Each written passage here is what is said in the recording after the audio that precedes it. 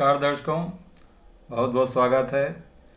दर्शकों, आज का विषय है कि शुक्र जब छठे भाव में बैठता है तो वो किस प्रकार के फल देता है। तो सबसे पहले दर्शकों ये समझते हैं कि छठा भाव किन बातों से संबंध रखता है। छठा भाव जो है रोग का भाव है, शत्रुओं का भाव है, ऋण का भाव है। आपकी जॉब जो है उसको भी हम छठे भाव से देखते हैं। इसके साथ ही शुक्र प्रेम का ग्रह है। दाम्पत्य जीवन, वैवाहिक जीवन को भी शुक्र के द्वारा देखा जाता है। क्रिएटिविटी को भी शुक्र के द्वारा देखा जाता है। जो भी सुख हैं, विशेष रूप से जो भौतिक सुख हैं, उनको हम शुक्र के द्वारा देखते हैं। शुक्र सौंदर्य का भी प्रतीक है। प्रेम संबंधों को देखा जाता है।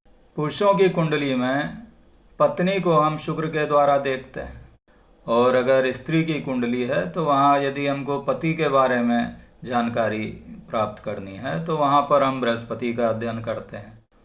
अब यदि शुक्र छठे भाव में बैठ जाए तो किस प्रकार के फल देगा।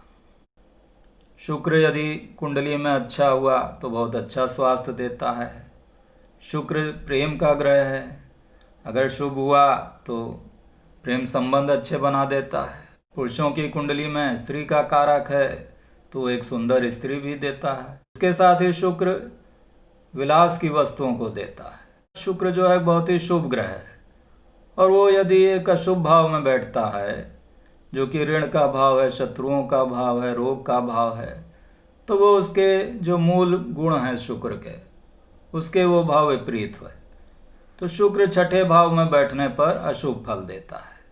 अब ऐसा नहीं है कि जितनी भी कुंडलियां हैं जिनमें शुक्र छठे भाव में है तो वहाँ सब में वो अशुभ ही फल देगा। कुछ ऐसी स्थितियां बनती हैं जिनमें शुक्र जो है शुभ फल देता है। जो हमारे वैदिक ग्रंथ हैं उनमें दिया गया है कि यदि शुक्र छठे भाव में नीच का होकर बैठा हो, और साथ ही जो लग्नेश है वो बलवान हो, जैसे कि लग्नेश यदि लग्न में ही बैठा हो या लग्नेश लग्न को देख रहा हो, तो ऐसी स्थिति में ऐसा शुक्र अपनी महादशा में शुभ फल देता है।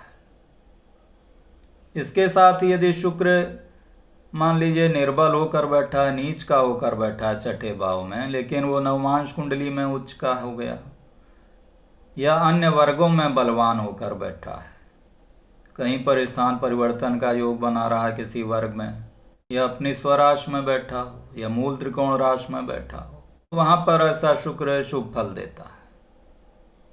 तो इस प्रकार इसके अपवाद भी हैं कि शुक्र यदि छठे भाव में बैठा है तो वो शुभ फल देगा, लेकिन अधिकतर केसों में यदि शुक्र छठे भाव में बैठा है और विशेष रूप से यदि वो निर्बल हो गया तो वहां पर वो काफी अशुभ फल देता है अपनी दशा अंतर्दशा में। और यदि शुक्र बलवान होकर छठे भाव में बैठा है, कि मान लीजिए वो अपनी राशि में बैठा है, अपने मित्र की राशि में बैठा है, या उच्च का होकर छठे भाव में बैठा है, इसके साथ ही यदि वो शुभ ग्रहों के द्वारा भी देखा जा रहा हो, या यदि ऐसा शुक्र कुंडली में योग कारक होकर छठे भाव में बैठा हो, तब भी वो शुभ फल देता है। अब ये समझते हैं कि शुक्र के जो अशुभ फल हैं वो किस प्रकार के मिलेंगे। अब चूंकि छठा भाव जो है वो रोगों का भाव है, तो शुक्र यदि निर्बल होकर बैठा हो छठे भाव में, पाप ग्रहों के द्वारा देखा जा रहा हो, शत्रु राशि में बैठा हो, तो वहां पर ऐसा शुक्र जो है वो विभिन्न प्रकार के रोग दे देता है। विशेष रूप से जो गुप्त रोग हैं, जो जननांगों से संबंधित रोग होते हैं, वो विशेष रूप से देता है। जैसे यूरिनरी इन्फेक्शन दे सकता है। तो यदि शुक्र निर्बल होकर छठे भाव में बैठा है, पीड़ित भी है, पाप ग्रहों के प्रभाव में है, या किसी पाप ग्रह के साथ में बैठा है, तो वहाँ पर वो शुक्र जो है वो अपनी दशा अंतर्दशा में विभिन्न प्रकार के रोग दे सकता है। चूंकि छठा भाव कर्जे का भी है, ऋण का है, तो धन की हानि भी दे सकता है। या यदि कोई लोन लिया हो तो वहाँ पर मुश्किल हो सकती है, कोर्ट केसेस दे सकता है। अब शुक्र के जो कारकत्व हैं वहाँ पर कमी हो जाएगी। जैसे वैवाहिक जीवन, वैवाहिक सुख का कारक शुक्र है, तो वहाँ पर दाम्पत्य जीवन में बहुत समस्या आ सकती है। कोर्ट केसेस हो सकते हैं, वैवाहिक जीवन से संबंधित, डाइवोर्स से संबंधित कोर्ट केस हो सकते हैं। चूंकि शुक्र प्रेम संबंधों का कारक है, रिलेशनशिप का है, तो वहाँ यदि आपका कोई प्रेम संबंध बन रहा है तो उसमें परेशानी आ सकती है, वहाँ शत्रुता उत्पन्न हो सकती है, वो प्रेम संबंध टूट सकता है। तो जो शुक्र के कारकत्व हैं उसमें शुक्र कमी कर देगा यदि वो अशुभ होकर, निर्बल होकर छठे भाव में पड़ा हुआ है। इसके साथ ही शुक्र यदि बलवान होकर छठे भाव में बैठा है, कि उच्च का होकर मान लीजिए बैठा है, या अपनी राशि में बैठा है, और साथ में शुभ ग्रहों के द्वारा देखा जा रहा है, बृहस्पति की दृष्टि शुक्र पर पड़ रही है, और यह शुक्र यदि योग कारक भी है कुंडली में, जैसे कुंभ लग्न की कुंडली है तो वहाँ पर शुक्र योग कारक बनता है।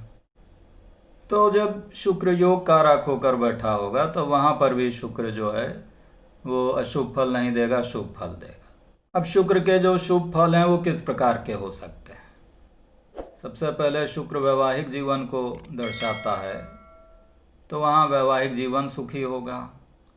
विभिन्न प्रकार की जो भौतिक वस्तुएं हैं वो आपके पास रहेंगी, धन रहेगा, अच्छा वाहन का सुख मिलेगा। यदि शुक्र छठे भाव में बैठा होगा तो उसकी सप्तम दृष्टि 12वें भाव पर पड़ेगी। 12वां भाव जो है वो विदेश को दिखाता है।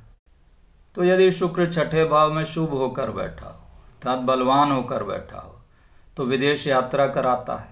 यदि बलवान होकर छठे भाव में बैठा है तो अच्छा स्वास्थ्य देगा, क्योंकि छठा भाव जॉब से भी संबंधित है, तो जो जॉब होगी आपकी वो भी अच्छी होगी। चूंकि जो छठा भाव है वो करियर के भाव से, दशम भाव से नवम पड़ता है, अर्थात करियर का भाग्य यदि हम देखते हैं तो वो छठे भाव से देखेंगे। तो वहाँ पर यदि शुक्र बलवान बैठा है तो वहाँ करियर में आपका भाग्य साथ देगा, अच्छी जॉब मिलेगी, भाग्य का सपोर्ट करियर में मिलेगा। ऐसा शुक्र जो है वो आपको अच्छा वकील बना सकता है, एक बढ़िया डॉक्टर बना सकता है, या आप नर्स के पेशे में हैं तो एक आप अच्छी नर्स बन सकते हैं। तो यदि शुक्र बलवान होकर छठे भाव में है तो अच्छा स्वास्थ्य देता है, विदेश यात्राएं देता है, अच्छी जॉब देता है, करियर में भाग्य का सपोर्ट मिलता है। और यदि शुक्र निर्बल होकर छठे भाव में बैठा है तो विभिन्न प्रकार के रोग, कर्जा, ऋण और स्वास्थ्य में कमी, साथ ही विभिन्न प्रकार के खर्चे, व्यय काफ़ी अधिक हो जाएगा। कोर्ट केसेस पर खर्चा हो सकता है, रोगों पर खर्चा हो जाएगा, हॉस्पिटलाइजेशन पर खर्चा हो जाएगा।